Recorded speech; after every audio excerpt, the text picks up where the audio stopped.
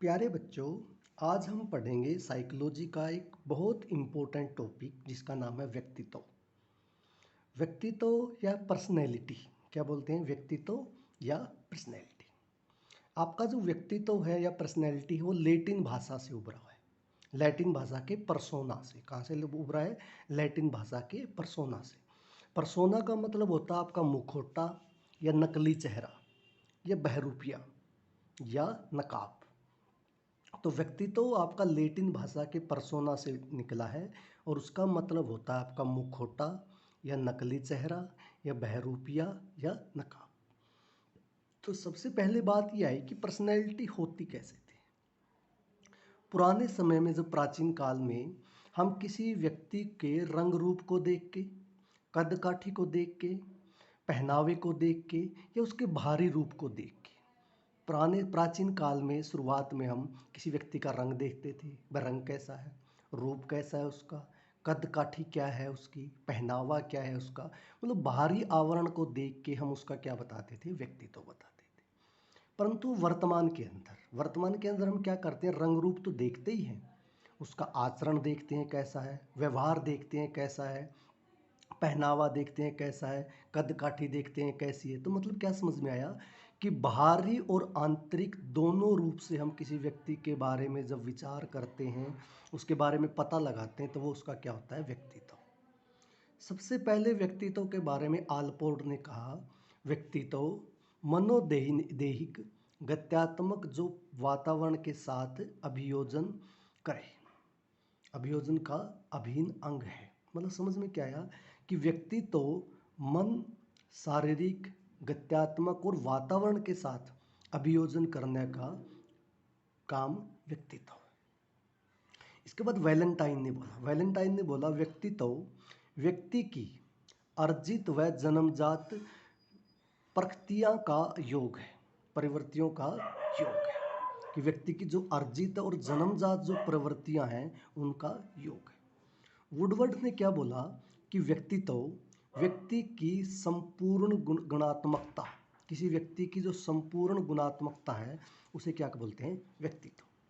Boring ने क्या बोला कि व्यक्तित्व आपका वातावरण के साथ साथ सामान्य व स्थायी समायोजन है। सामान्य व स्थायी समायोजन है, उसे किसने बोला, बोरिंग।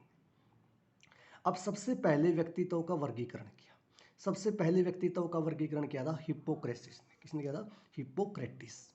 हिप्पोक्रेटिस ने संवेगों के आधार पे, किसके आधार पे, संवेगों के आधार पे कितने प्रकार से बताया, 4 प्रकार का। कितने प्रकार का बताया, 4 प्रकार का। पहले टाइप का बोला काले पित्त वाले। जो काले पित्त वाले होते हैं, जैसे जो निराश होते हैं या जो दुखी होते हैं या जिनमें संवेग ज़्यादा होते हैं, उन्हें क्या बोलते हैं, काले पित्त वाले। दूसरा टाइप बोला इसने अधिक रक्त वाले। अधिक रक्त वाले, जैसे जो कर्मठ होते हैं, जो मेहनती होते हैं, जो आशावादी होते हैं, जो ईश्वर में विश्वास रखते हैं। तीसरे टाइप को बोला कफ प्रवृत्ति वाले। कफ प्रवृत्ति के वाले जिनका स्वभाव चिड़चिड़ा होता है, जो शक्की होते हैं, जो निंदा करते हैं, वो होते हैं आपके कफ प्रीत वाले। चौथा आपका जो पीले पित्त वाले होते हैं। पीले पित्त वाले जो शांत रहते हैं, धैर्यवान होते हैं, आलसी होते हैं थोड़े से, संवेगों को समझने वाले, जो संवेगों क्या करते हैं, समझने वाले होते हैं। तो हिप्पोक्रेटिस के अकॉर्डिंग उन्होंने जो संवेगों के आधार के ऊपर व्यक्तित्व को कितने प्रकार में बांटा, 4 प्रकार में। पहला प्रकार था काले पित्त वाले, दूसरा प्रकार था अधिक रक्त वाले, तीसरा प्रकार था कफ प्रवृत्ति वाले और चौथा प्रकार था पीले पित्त वाले। ऐसे ही क्रेसमर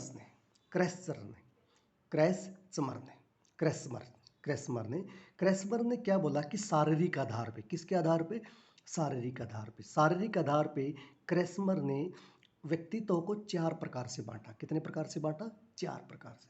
पहले प्रकार को बोला स्थूलकाय या गोलकाय।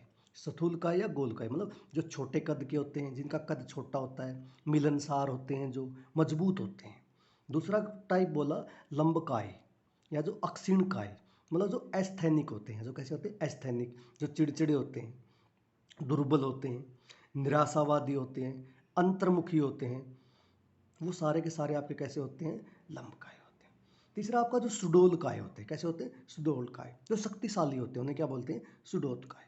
और चौथा टाइप था आपका जो मिश्रित होते हैं। कैसे होते हैं? मिश्रित। जैसे कद लंबा हो गया, मजबूत शरीर हो गया, मतलब सब कुछ उचित होना। किस प्रकार से? उचित होना। फिर एक व्यक्तित्व को बहुत अच्छे से बताने वाले का नाम था सेल्डन। क्या नाम था? सेल्डन।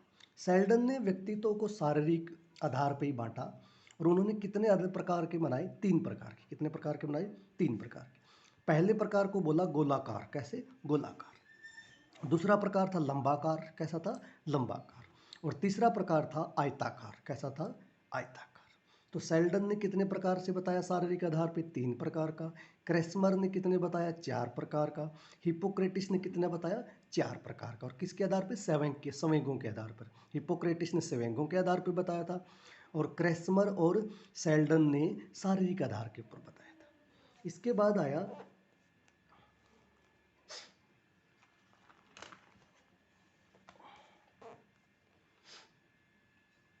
स्प्रिंगर। स्प्रिंगर ने 6 प्रकार का बताया व्यक्तित्व सामाजिक शास्त्रीय दृष्टिकोण से। किसके आधार पर बताया? सामाजिक शास्त्रीय दृष्टिकोण से। इसके बाद युंग या युज। युंग या युज के आधार पर, व्यवहार के आधार पर। किसके आधार पर? व्यवहार के आधार पर। कितने तरीके से बताया? 3 प्रकार के लोग होते हैं। कैसे होते हैं? 3 प्रकार के। भारतीय दृष्टिकोण से भी 3 प्रकार के होते हैं और आधुनिक वर्गीकरण के आधार पर भी 3 प्रकार के होते हैं। जैसे स्प्रिंगर ने जो बताया था वो 6 प्रकार के थे। कितने प्रकार के थे? 6 प्रकार के। किसके आधार पे? सामाजिक शास्त्रीय दृष्टिकोण। सामाजिक शास्त्रीय दृष्टिकोण। जैसे राजनीतिक प्रवृत्ति के जो नेता होते हैं, पहला टाइप। दूसरा टाइप धार्मिक प्रवृत्ति के, जो संत हो गए, पुजारी हो गए, भगत हो गए। तीसरा आर्थिक प्रवृत्ति से, जैसे व्यापारी हो गया, दुकानदार हो गया, उद्योगपति हो गया। सामाजिक प्रवृत्ति से जैसे समाज सेवक हो गए। सैद्धांतिक प्रवृत्ति के जैसे वैज्ञानिक हो गए, शिक्षक हो गए, दार्शनिक हो गए। और सौंदर्यात्मक प्रवृत्ति से चित्रकार हो गए, मूर्तिकार हो गए, कलाकार हो गए, प्रकृति प्रेमी हो गए। तो जो स्प्रिंगर था उसने कितने प्रकार के बताया? 6 प्रकार के। किस आधार के ऊपर? सामाजिक शास्त्रीय दृष्टिकोण से। युंग और जुंग ने व्यवहार के आधार पर। किसके आधार पर? व्यवहार के आधार पर। व्यवहार के आधार पर उन्होंने क्या बताया कि जो व्यवहार के आधार पे जो व्यक्तित्व होता है वो 3 प्रकार का होता है। कितने प्रकार का होता है? 3 प्रकार का। पहले प्रकार का बोलते हैं अंतर्मुखी। कैसे बोलते हैं? अंतर्मुखी, या जो एकांत प्रिय होते हैं। क्या होते हैं? जो एकांत प्रिय। जैसे कौन? कवि हो गया, लेखक हो गया, वैज्ञानिक हो गया। ये कैसे होते हैं? आपके अंतर्मुखी। बहुर्मुखी मतलब जो मस्त मौला होते हैं, जैसे शिक्षक हो गया आपका, जैसे नेता हो गए। ये सारे के सारे कैसे होते हैं? बहु। उभयमुखी का मतलब जो मिला जुला, जो अंतर्मुखी और बहिर्मुखी का मिला जुला होता है। जैसे जो समस्याओं का समाधान कर देता हूँ। क्या करता हूँ? जो समस्याओं का समाधान कर देता हूँ। Thank you very much.